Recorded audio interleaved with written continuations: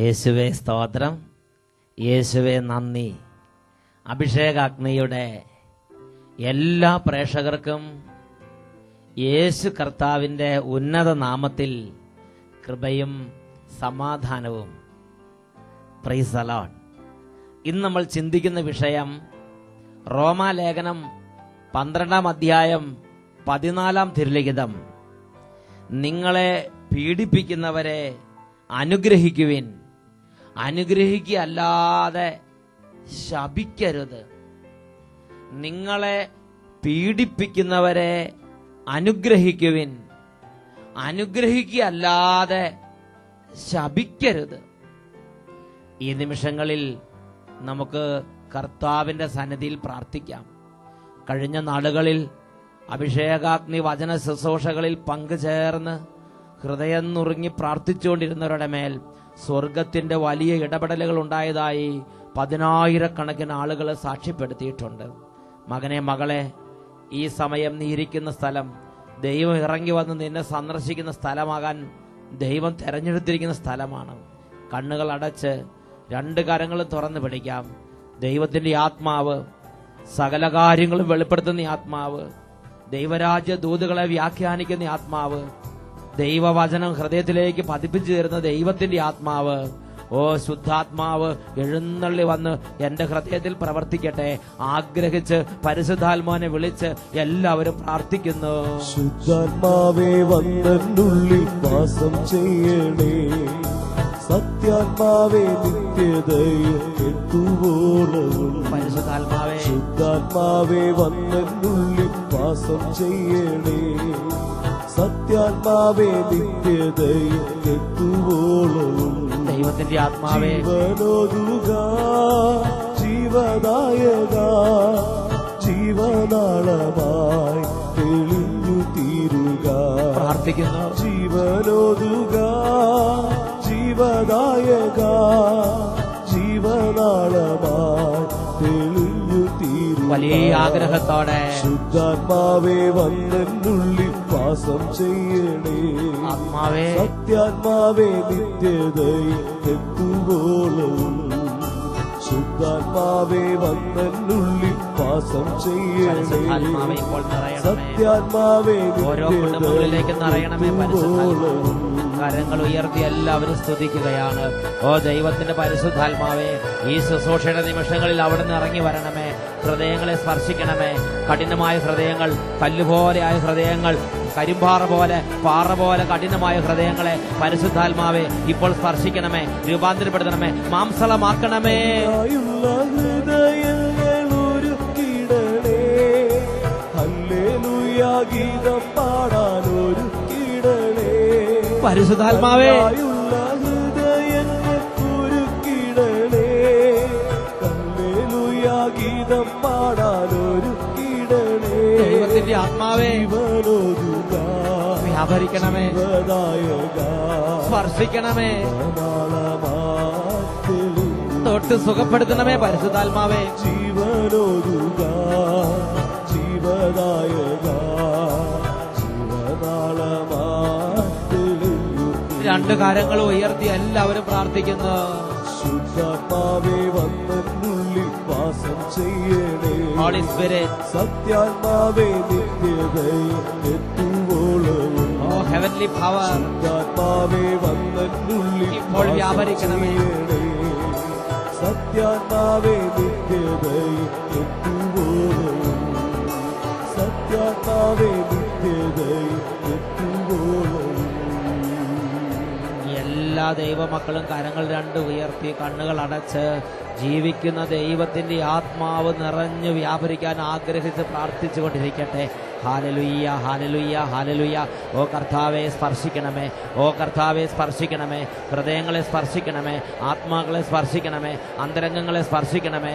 ഇപ്പോൾ അങ്ങയുടെ അത്ഭുത സാന്നിധ്യത്താൽ ഹൃദയങ്ങളും കുടുംബങ്ങളെല്ലാം വ്യത്യാസപ്പെടട്ടെ, രൂപാന്തരണം സംഭവിക്കട്ടെ കർത്താവെ. ഹാലലുയ്യ, ഹാലലുയ്യ, ഹാലലുയ്യ. യേശുവേ ആരാധന, ആരാധന, ആരാധന. യേശുവേ സ്തോത്രം, സ്തോത്രം. യേശുവേ നന്ദി, യേശുവേ സ്തോത്രം, യേശുവേ നന്ദി. റോമാലേഖനം 12-ാം അധ്യായം അതിൽ 14-ാം തിരുലിഖിതം. നിങ്ങളെ പീഡിപ്പിക്കുന്നവരെ അനുഗ്രഹിക്കുവിൻ, അനുഗ്രഹിക്കല്ലാതെ ശപിക്കരുത്. ഇത് ദൈവവചനം വ്യക്തമായി നൽകുന്ന നിർദ്ദേശമാണ്. ഈ വചനം വായിച്ചപ്പോൾ അച്ഛന്റെ മനസ്സിലേക്ക് ഓർമ്മ വന്നൊരു സംഭവമുണ്ട്.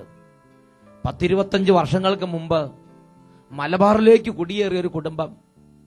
അവര് പറമ്പിൽ കൃഷി ചെയ്യുന്നു, പാടത്ത് നെല്ല് വിളവിറക്കുന്നു, ഒരുപാട് അധ്വാനിച്ച് ഉയർച്ച പ്രാപിക്കാൻ വേണ്ടി കഷ്ടപ്പെടുന്ന ഒരു കുടുംബം.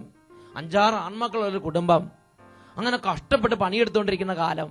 അപ്പോൾ ഇവരുടെ നെൽപ്പാടത്തേക്ക് കഷ്ടപ്പെട്ട് വേനൽക്കാലത്ത് ഇല്ലാത്ത സ്ഥലത്ത് വെള്ളം ഉണ്ടാക്കി കൊണ്ടുവന്ന് പണിയെടുത്തുണ്ടാക്കുന്ന ആ നെൽപ്പാടത്തേക്ക് ഇതാ തൊട്ടടുത്തൊരു വീട്ടിലെ ഒരു പശു ഇറങ്ങി ആ നെല്ലുകളെല്ലാം തിന്ന് നശിപ്പിക്കുകയാണ്. ഈ പശു പലതവണ ആ പാടത്ത് ഇറങ്ങിയിട്ടുള്ളതാണ്. ആ കുടുംബനാഥൻ ആ കുടുംബത്തിന് പലതവണ വാണിംഗ് കൊടുത്തിട്ടുള്ളതാണ്. എന്നാൽ ശ്രദ്ധയില്ലാതെ ആ പശുവിനെ അഴിച്ചുവിട്ട് ഇവരുടെ കൃഷികളെ നശിപ്പിക്കുകയാണ്. കുപിതനായ ആ കുടുംബത്തിലെ മൂത്ത പുത്രൻ ഒരു വാക്കത്തിയെടുത്ത് ഈ പശുവിന്റെ പിന്നാലെ ഓടി കിട്ടിയോടത്ത് വെച്ച് വെട്ടി. ആ പശുവിന്റെ കാലിന്റെ കുതിഞ്ഞരമ്പ് അറ്റുപോയി. ആ പശുവിന്റെ കാല് പ്രവർത്തനരഹിതമായി. അത് നിലം പതിച്ച് ഒക്കി ഏന്തി ഞൊണ്ടി നടക്കാൻ തുടങ്ങി. ഈ രംഗം കണ്ട് ആ കുടുംബനാഥ ഓടി വന്ന്, പശുവിന്റെ ഉടമസ്ഥ ഓടി വന്ന്, ആ പശുവിന്റെ ഉടമസ്ഥ അതിന്റെ പശു ഇങ്ങനെ കാല് മുറിഞ്ഞ് ഞൊണ്ടി ഏന്തി വലിയുന്നത് കണ്ടപ്പോ അതിന്റെ നിയന്ത്രണം വിട്ട് കോപം കൊണ്ട് ജ്വലിച്ച് ഹൃദയത്തിൽ ശോഭം നിറഞ്ഞു. അത് ഭയങ്കരമായി ശോഭത്തോടെ, ഹൃദയവ്യഥയോടെ, വേദനയോടെ അത് പറഞ്ഞു, നീയും ഒരു ദിവസം ഇതുപോലെ കിടക്കും, ഒരു ദിവസം നീയും ഇതുപോലെ കിടക്കും. ഇങ്ങനെ ആ കുട്ടിയുടെ മേൽ, ആ പുത്രന്റെ മേൽ ശാപവാക്കുകൾ ചൊരിഞ്ഞു. പ്രിയപ്പെട്ട സഹോദരങ്ങളെ, ഇതാണ് ശാപം എന്ന് പറയുന്നത്. മറ്റുള്ളവരുടെ വാക്കുകളിലൂടെ വരുന്ന ശാപം. ദൈവത്തിന്റെ വചനം ഇതിനെക്കുറിച്ച് എന്താണ് പഠിപ്പിക്കുന്നത്? പ്രഭാഷകന്റെ പുസ്തകം 4-ാം അധ്യായം 5-6 തിരുലിഖിതങ്ങൾ വചനം ഇങ്ങനെയാണ് പഠിപ്പിക്കുന്നത്. ആവശ്യക്കാരനിൽ നിന്ന് കണ്ണുതിരിക്കരുത്, നിന്നെ ശപിക്കാൻ നീ ആർക്കും ഇടം കൊടുക്കരുത്. എന്തെന്നാൽ മനം നൊന്ത് ശപിച്ചാൽ സ്രഷ്ടാവ് അത് കൈക്കൊള്ളും. നിന്നെ ശപിക്കാൻ നീ ആർക്കും ഇടം കൊടുക്കരുത്. എന്റെയും നിങ്ങളുടെയും നന്മ ആഗ്രഹിക്കുന്ന, എന്റെയും നിങ്ങളുടെ അഭിവൃദ്ധി ആഗ്രഹിക്കുന്ന, എനിക്ക് നിങ്ങൾക്ക് ഒരിക്കലും അധോഗതി ഉണ്ടാകരുത് എന്ന് ആഗ്രഹിക്കുന്ന നമ്മുടെ നല്ലവനായ ദൈവം, സർവശക്തനായ ദൈവം നമ്മുടെ നന്മയ്ക്ക് വേണ്ടി വിശുദ്ധ ലിഖിതത്തിൽ വെളിപ്പെടുത്തിയിരിക്കുന്ന വളരെ പ്രധാനപ്പെട്ട ഒരു വെളിപ്പെടുത്തലാണ്, നിന്നെ ശപിക്കാൻ നീ ആർക്കും ഇടം കൊടുക്കരുത്. എന്തെന്നാൽ മനം നൊന്ത് ശപിച്ചാൽ അത് നടക്കും. പ്രിയപ്പെട്ട ദൈവമക്കളെ, നമ്മളൊന്ന് സൂക്ഷിക്കണം. എന്തെങ്കിലും ഒരു വേദന വരുമ്പോ, എന്തെങ്കിലും ഒരു വിഷമം വരുമ്പോ മക്കളുടെ നേരെ ശാപവാക്കുകൾ ഉതിർക്കരുത്. എന്തെങ്കിലും ഒരു വിഷമം വരുമ്പോ, മനസ്സിൽ തട്ടുന്ന സംഭവങ്ങൾ ഉണ്ടാകുമ്പോ കുട്ടികളുടെ നേരെ ടീച്ചർമാര് ശാപവാക്കുകൾ ഉതിർക്കരുത്. മുതിർന്നവർ താഴ്ന്നവരുടെ നേരെ ശാപവാക്കുകൾ ഉതിർക്കരുത്. ശാപവാക്കുകൾ ആരുതിർത്താലും അത് ദോഷകരമായി ബാധിക്കും. അപ്പൻ മക്കളുടെ നേരെ പറഞ്ഞാലും, മക്കൾ അപ്പനെ നേരെ പറഞ്ഞാലും, അമ്മ മക്കളുടെ നേരെ പറഞ്ഞാലും, മക്കൾ അമ്മയുടെ നേരെ പറഞ്ഞാലും ശാപവാക്കുകൾ അത് ദോഷകരമായി ബാധിക്കും. കുട്ടികൾ ടീച്ചറിന്റെ നേരെ പറഞ്ഞാലും, ടീച്ചർമാർ കുട്ടികളുടെ നേരെ പറഞ്ഞാലും ശാപവാക്കുകൾ അത് ദോഷകരമായി ബാധിക്കും. എത്രയോ ആളുകൾ അവരുടെ ജീവിതത്തിന്റെ വളരെ വലിയ തകർച്ചയുടെ നടുവിൽ നിന്ന് പങ്കുവെച്ചപ്പോൾ അവര് ഓർത്ത് പറഞ്ഞൊരു കാര്യമുണ്ട്. അച്ഛാ, 8ാം ക്ലാസ്സിൽ വെച്ച് എന്റെ ടീച്ചർ എന്നെ ശപിച്ചിറക്കി വിട്ട്, നീ എവിടെ പോയാലും നേരെയാകില്ല എന്ന് പറഞ്ഞ് ശപിച്ചിറക്കി വിട്ട്. പിന്നെ ഇന്ന് വരെ എന്റെ ജീവിതത്തിൽ ഒരുപാട് ഞാൻ അധ്വാനിച്ചിട്ടുണ്ട്, പക്ഷെ ഒരു 5 പൈസയുടെ മേൽഗതി ഉണ്ടാകുന്നില്ല. 10, 50, 10, 60, 10, 70 വയസ്സായ ആളുകള് അവരുടെ ജീവിതത്തെ വിലയിരുത്തി അവരുടെ ജീവിതാനുഭവത്തിന്റെ നടുവിൽ നിന്ന് അച്ഛനോട് പങ്കുവെച്ച സംഭവങ്ങൾ അച്ഛൻ ഓർമ്മിക്കുന്നുണ്ട്. പ്രിയപ്പെട്ട ദൈവമക്കളെ, ആര് ശാപവാക്കുകൾ ഉതിർത്താലും അത് ദോഷകരമായി ബാധിക്കും. ദൈവവചനം മുഴുവൻ പഠിക്കുമ്പോൾ നാം കാണുന്ന വളരെ വ്യക്തമായ ഒരു പ്രബോധനമാണ് ശപിക്കരുത് എന്നുള്ളത്. എന്നാൽ മനുഷ്യന് നൈസർഗികമായ ഒരു പ്രേരണയുണ്ട്, മനുഷ്യന് നൈസർഗികമായ ഒരു ത്വരയുണ്ട്. വേദന വരുമ്പോൾ, ആരിൽ നിന്നെങ്കിലും ബുദ്ധിമുട്ടുണ്ടാകുമ്പോൾ, തിരിച്ചടി ഉണ്ടാകുമ്പോൾ അവരെ ശാപവാക്കുകൾ കൊണ്ട് പൊതിയുക. ലൂക്കായുടെ സുവിശേഷം 9-ാം അധ്യായത്തിൽ ഒരു രംഗം കാണുന്നുണ്ട്. യേശു ശിഷ്യന്മാരും ജെറുസലേമിലേക്ക് പോവുകയായിരുന്നു. അപ്പോൾ സമരിയാക്കാരുടെ പട്ടണത്തിലൂടെയാണ് കടന്നുപോയത്. യേശുക്രിസ്തുവിനെ സ്വീകരിക്കാൻ വേണ്ടി ഒരുക്കാൻ ചെന്ന സ്ത്രീകന്മാരെ ആ സമരിയക്കാര് സ്വീകരിച്ചില്ല. യേശുവിനെ ആ സമരിയക്കാര് സ്വീകരിച്ചില്ല. ഇത് കണ്ട് കുപിതരായ സ്ത്രീകന്മാര് പെട്ടെന്ന് യേശുവിനോട് ചോദിക്കുകയാണ്, കർത്താവേ, സ്വർഗത്തിൽ നിന്ന് അഗ്നി ഇറങ്ങി ഇവരെ നശിപ്പിക്കട്ടെ എന്ന് ഞങ്ങൾ പറയട്ടെയോ? നോക്കുക, ആ സ്ത്രീകന്മാരുടെ മനസ്സിൽ പോലും ഒരു പ്രതികാരം, ഒരു പെട്ടെന്ന് അത് നശിപ്പിക്കാൻ വേണ്ടി പറയാൻ, അത് നാശം അതിന് നേരെ സംഭവിക്കാൻ പറയാൻ ഒരു പ്രേരണ.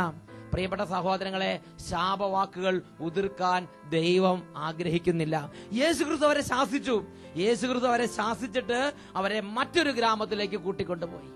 Praise the Lord. ലൂക്കായുടെ സുവിശേഷം 9-ാം അധ്യായം 54-55 തിരുലിഖിതങ്ങളിലാണ് നാം ഈ സംഭവം കാണുന്നത്. ഹല്ലേലൂയ. യേശുക്രിസ്തു അവരെ ശപിക്കാൻ അനുവദിച്ചില്ല. അവരെ ശാസിച്ച് മറ്റൊരു വഴിക്ക് അവരെ കൂട്ടിക്കൊണ്ടുപോയി. ഹല്ലേലൂയ. പ്രിയപ്പെട്ട ദൈവമക്കളെ, ഇത് ഗൗരവമുള്ളൊരു വിഷയമായതുകൊണ്ടാണ് ദൈവം ശാപം അരുത് എന്ന് ദൈവമക്കളോട് കൽപ്പിക്കുന്നത്. നമ്മുടെ ജീവിതത്തിൽ നമ്മുടെ തോന്നിയാസം കൊണ്ട് മറ്റൊരാളുടെ മനസ്സ് വേദനിപ്പിച്ച് അവരിൽ നിന്ന് ശാപവാക്കുകൾ നമ്മുടെ നേരെ വരാൻ നാം ഇടവരുത്തരുത് എന്നും ദൈവവചനം കൽപ്പിച്ചിട്ടുണ്ട്. എന്നാൽ ചില ആളുകൾ, ഒത്തിരി കുടുംബങ്ങളിൽ നിന്ന് അവിടുത്തെ കുട്ടികൾ വന്ന് അച്ഛനോട് പറയുന്നൊരു കാര്യമുണ്ട്, എന്റെ അമ്മ വാ തുറന്ന എപ്പോഴും പ്രാകും, എന്റെ അപ്പൻ വാ തുറന്ന എപ്പോഴും പ്രാകും. പ്രാക്ക് അവരൊരു രീതിയായി മാറിയിരിക്കുകയാണ്. പ്രിയപ്പെട്ട അപ്പച്ച, പ്രിയപ്പെട്ട അമ്മച്ചി, മക്കളെ പ്രാകരുത്, മക്കളെ പ്രാകരുത്. ദൈവത്തിന്റെ വചനം സുഭാഷിതങ്ങളുടെ പുസ്തകം 26-ാം അധ്യായം 2-ാം വാക്യത്തിൽ കൽപ്പിക്കുന്നുണ്ട്, പഠിപ്പിക്കുന്നുണ്ട്. പാറിപ്പറക്കുന്ന കുരുവിയും തെന്നിപ്പറക്കുന്ന മീവൽ പക്ഷിയും എങ്ങും തങ്ങാത്തതുപോലെ അകാരണമായ ശാപം ഒരു ഉപദ്രവവും ചെയ്യുകയില്ല. പാറിപ്പറക്കുന്ന കുരുവിയും തെന്നിപ്പറക്കുന്ന മീവൽ പക്ഷിയും എങ്ങും തങ്ങാത്തതുപോലെ അകാരണമായ ശാപം ഒരു ഉപദ്രവവും ചെയ്യുകയില്ല. കാര്യമില്ലാതെ ശപിക്കുന്നത്, ആരാണോ ശപിക്കുന്നത് അവന് തന്നെ കാരണമായി ശാപമായി മാറും. പ്രഭാഷകന്റെ പുസ്തകം 21-ാം അധ്യായം 27-ാം തിരുലിഖിതം, പ്രഭാഷകൻ 21-27. ദൈവഭയം ഇല്ലാത്തവൻ ശപിക്കുമ്പോൾ തന്നെയാണ് ശപിക്കുന്നത്. ഇത് നമ്മൾ ഓർത്തിട്ട് വേണം ശപിക്കാൻ. തൊട്ടതിന് പിടിച്ചതിന് ശപിക്കാൻ വേണ്ടി വാ പൊളിക്കരുത്. വചനം പഠിപ്പിക്കുകയാണ്, ദൈവഭയം ഇല്ലാത്തവൻ ശപിക്കുമ്പോൾ അവന്റെ ശാപം അവന്റെ തലയിലേക്ക് തന്നെയാണ് വരുന്നത്. അവൻ തന്നെയാണ് ശപിക്കുന്നത്. അവൻ എന്തു പറയണോ അത് അവന്റെ തലയിൽ തന്നെ സംഭവിക്കും. പ്രഭാഷകൻ 21-27 നമ്മളിത് കാണുന്നത്. ദൈവഭയമില്ലാത്തവൻ പ്രതിയോഗിയെ ശപിക്കുമ്പോൾ തന്നെയാണ് ശപിക്കുന്നത്. യാക്കോബ് ശ്ലീഹ ഇതിനെക്കുറിച്ച് പഠിപ്പിക്കുന്ന ഒരു പ്രബോധനമുണ്ട്. യാക്കോബ് ശ്ലീഹ ലേഖനത്തിൽ നമ്മൾ അതിനെക്കുറിച്ച് കാണുന്നത് ഇങ്ങനെയാണ്: ഈ നാവുകൊണ്ട് കർത്താവിനെയും പിതാവിനെയും നാം സ്തുതിക്കുന്നു, ദൈവത്തിന്റെ സാദൃശ്യത്തിൽ സൃഷ്ടിക്കപ്പെട്ടിരിക്കുന്ന മനുഷ്യരെ അതേ നാവുകൊണ്ട് ശപിക്കുകയും ചെയ്യുന്നു. ഒരേ വായിൽ നിന്ന് അനുഗ്രഹവും ശാപവും പുറപ്പെടുന്നു. എന്റെ സഹോദരരെ, ഇത് ഉചിതമല്ല. സ്ലീഹ അഭ്യർത്ഥിക്കുകയാണ്, എന്റെ സഹോദരരെ, ഇത് ചെയ്യരുത്, ഇത് നല്ലതല്ല, ഇത് ഉചിതമല്ല, ഇത് ഒരു ക്രിസ്തീയ പൈതലിന് ചേർന്നതല്ല, ഇത് ഒരു ദൈവ പൈതലിന് ചേർന്നതല്ല. ഒരേ വായിൽ നിന്ന് അനുഗ്രഹവും ശാപവും. ഈ നാവ് കൊണ്ട് കർത്താവിനെയും പിതാവിനെയും നാം സ്തുതിക്കുന്നു, അതേ നാവ് കൊണ്ട് തന്നെ ദൈവത്തിന്റെ സാദൃശ്യത്തിൽ സൃഷ്ടിക്കപ്പെട്ട മനുഷ്യരെ ശപിക്കുകയും ചെയ്യുന്നു. എന്തൊരു വിരോധാഭാസമാണിത്! ചെയ്യരുത്. അതാണ് റോമ 12:14 സ്ലീഹ അഭ്യർത്ഥിക്കുന്നത്. നിങ്ങളെ പീഡിപ്പിക്കുന്നവരെ അനുഗ്രഹിക്കല്ലാതെ ശപിക്കരുത്, അനുഗ്രഹിക്കല്ലാതെ ശപിക്കരുത്. ഈ നിമിഷങ്ങളിൽ നമുക്ക് ദൈവമായ കർത്താവിന്റെ സന്നിധി എളിമപ്പെടാം, കർത്താവിനോട് പ്രാർത്ഥിക്കാം. ദൈവമേ, മറ്റുള്ളവരെ ശപിക്കുന്ന എന്റെ പ്രകൃതത്തിൽ നിന്ന് എന്നെ മോചിപ്പിക്കണം. എനിക്ക് വേദന തട്ടിയാൽ, എനിക്ക് നൊമ്പരമുണ്ടായാൽ ഞാൻ പെട്ടെന്ന് പറയും, ഇതിനൊക്കെ നിങ്ങൾ അനുഭവിക്കേണ്ടി വരും, ഇതിനൊക്കെ നിങ്ങൾക്ക് ഒരാളിൽ നിന്ന് അല്ലെങ്കിൽ മറ്റൊരാളിൽ നിന്ന് തിരിച്ചു കിട്ടും, നിങ്ങൾക്ക് തിരിച്ചു കിട്ടും. മുകളിലൊരു ദൈവം ഉണ്ടെന്ന് ഓർത്തോ, നിങ്ങളൊരു പാഠം പഠിക്കും, ഇതിനൊക്കെ നിങ്ങൾക്ക് കിട്ടാതിരിക്കില്ല. ഇങ്ങനെയൊക്കെ പറയുന്ന പ്രകൃതമാണെങ്കിൽ മകനെ, മകളെ, അത് ശപിക്കാൻ വേണ്ടി വെമ്പൽ കൊള്ളുന്നൊരു പ്രകൃതമാണ്, പ്രതികാരദാഹിയായൊരു പ്രകൃതമാണ്. ആ പ്രകൃതത്തിലേക്കാണ് ദൈവസ്നേഹം നിറയേണ്ടത്. അത് മാറണം. അത് നമുക്ക് അനുഗ്രഹത്തിന് കാരണമല്ല. ഞാൻ ശപിക്കുന്നത് എന്തു തന്നെയായാലും ദൈവം അംഗീകരിച്ചിട്ടില്ല, ദൈവത്തിന്റെ വചനം അത് അംഗീകരിച്ചിട്ടില്ല. ആ വഴിയിൽ നിന്ന് ഞാൻ മാറിയേ മതിയാവൂ. എളിമപ്പെട്ട് കണ്ണടച്ച് 2 കരങ്ങളും തുറന്നു പിടിച്ച് ദൈവമായ കർത്താവിന്റെ സന്നിധിയിൽ എളിമയോടെ ഹൃദയത്തിന്റെ അവസ്ഥ പങ്കിട്ട് നമുക്ക് പ്രാർത്ഥിക്കാം. ഹൃദയത്തിലെരിയുന്ന കോപത്തിൻ കനലിൽ സഹജാതനെ കൊന്ന മകനെ, ഹൃദയത്തിലെരിയുന്ന കോപത്തിൻ കനലിൽ സഹജാതനെ കൊന്ന മകനെ, കാലിത്തൊഴുത്തിലും കാൽവരി കുന്നിലും ഞാൻ നിന്നെ സ്നേഹിച്ചതല്ലേ. അപ്പ കാലിത്തൊഴുത്തിലും കാൽവരി കുന്നിലും പിതാവേ നിന്നെ സ്നേഹിച്ചതല്ലേ. എന്റെ ദൈവമേ, എൻ സ്നേഹം പിരിയുകയില്ല. കരങ്ങൾ ഉയർത്തി എല്ലാ ദൈവമക്കൾ ഇപ്പോൾ ദൈവമായ കർത്താവിന്റെ സന്നിധിയിൽ ഹൃദയം തുറന്ന് സ്തുതിക്കട്ടെ. ഹാലലുയ, ഹാലലുയ. ഓ കർത്താവെ, തൊട്ടതിനും പിടിച്ചതിനെല്ലാം ശപിക്കുന്ന പ്രകൃതത്തിലേക്ക് അങ്ങയുടെ സ്നേഹം നിറയട്ടെ. കർത്താവെ, കല്ലുപോലുള്ള ഹൃദയങ്ങളിലേക്ക് അങ്ങയുടെ സ്നേഹം നിറയട്ടെ. മക്കളെ ശപിക്കുന്ന പ്രകൃതത്തിലേക്ക്, ടീച്ചർമാർ കുട്ടികളെ ശപിക്കുന്ന പ്രകൃതത്തിലേക്ക്, അയൽക്കാരെ ശപിക്കുന്ന പ്രകൃതത്തിലേക്ക്, നാട്ടുകാരെ ശപിക്കുന്ന പ്രകൃതത്തിലേക്ക്, തൊഴിലാളികളെ ശപിക്കുന്ന പ്രകൃതത്തിലേക്ക്, ഓ കർത്താവെ, കർത്താവെ, ശപിക്കുന്ന പ്രകൃതത്തിലേക്ക് അങ്ങയുടെ സ്നേഹം നിറഞ്ഞ് സ്നേഹത്തിന്റെ പ്രകൃതമാക്കി മാറ്റണമേ. അനുഗ്രഹിക്കുന്ന പ്രകൃതമാക്കി മാറ്റണമേ.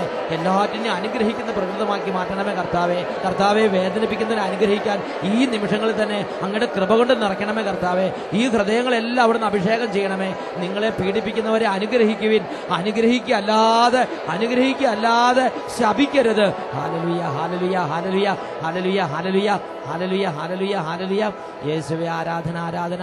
യേശുവേ സ്തോത്രം, യേശുവേ നന്ദി, യേശുവേ സ്തോത്രം, യേശുവേ നന്ദി.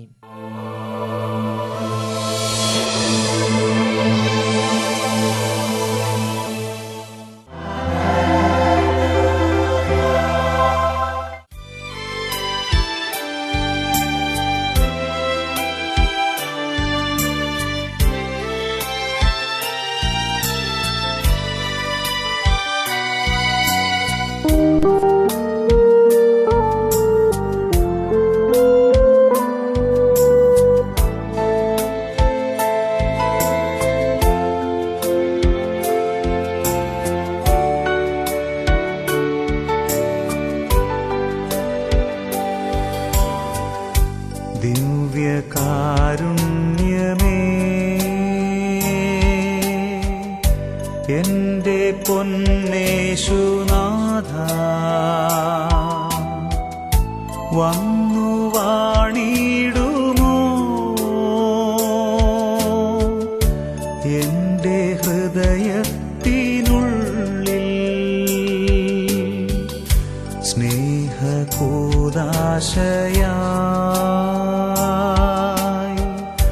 തീർന്നോരാ ദൈവസ്നേഹം ഇന്നു കാണുന്നു ഞാൻ ഈ തിരുവോസ്തിയിൽ.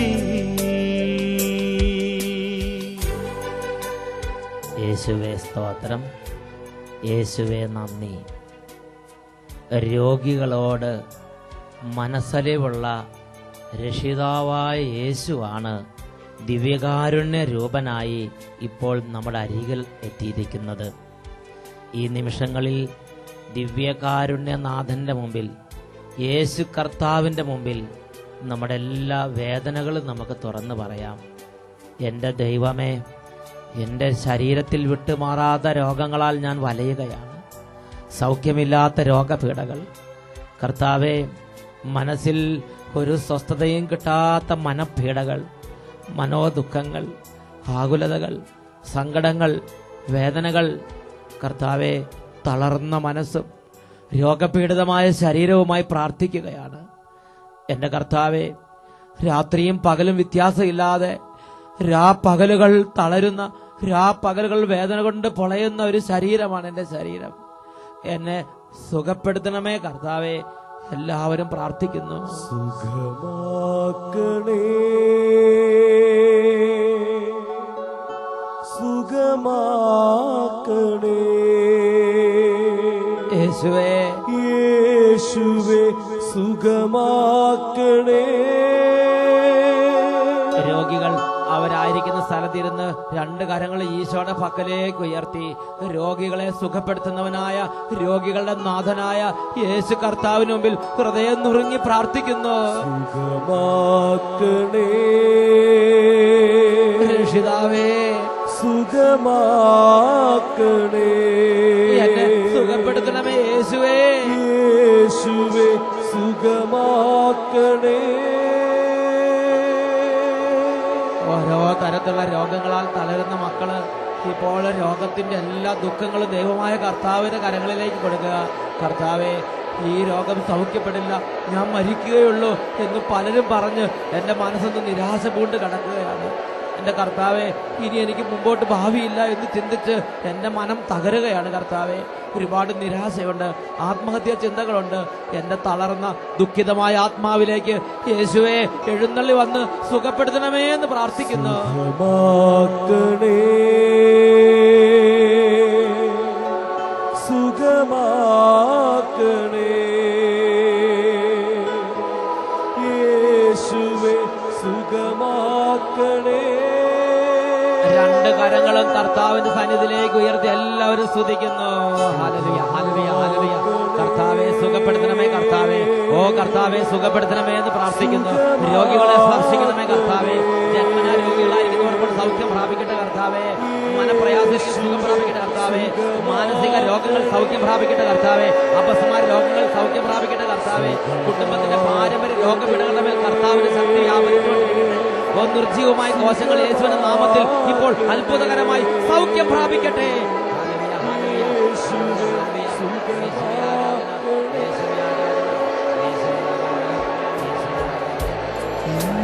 കാണുന്നു ഞാൻ ഈ തിരുവോസ്തിയിൽ, ഇന്നു കാണുന്നു ഞാൻ ഈ തിരുവോസ്തിയിൽ.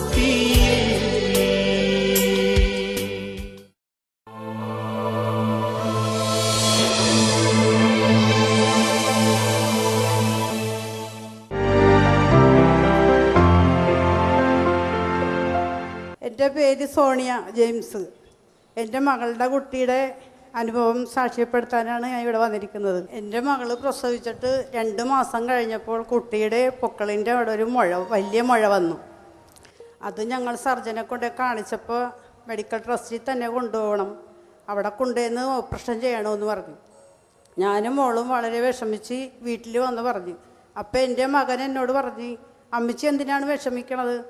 നമ്മുടെ വീട്ടിൽ വലിയ ഡോക്ടറുള്ളപ്പോൾ പുറത്തുനിന്നൊരു ഡോക്ടറിൻ്റെ ആവശ്യമില്ല. അതുകൊണ്ട് നമുക്ക് അഭിഷേകാഗ്നി പ്രാർത്ഥനയിൽ പ്രാർത്ഥിച്ചാൽ സൗഖ്യം പ്രാപിക്കുമെന്ന് എനിക്ക് നല്ല വിശ്വാസമുണ്ട്. അതേപോലെ തന്നെ ഞങ്ങൾ വേറൊരിടത്തും കൊണ്ടുപോയില്ല.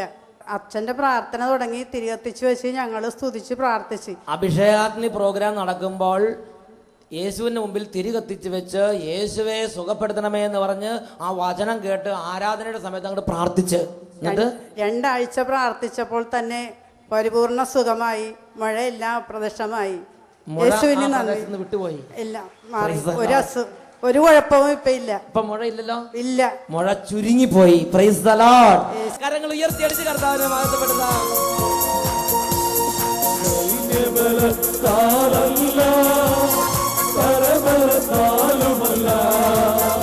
എന്റെ ആത്മാവിനാലാണ്, എന്റെ ആത്മാവിനാലാണ്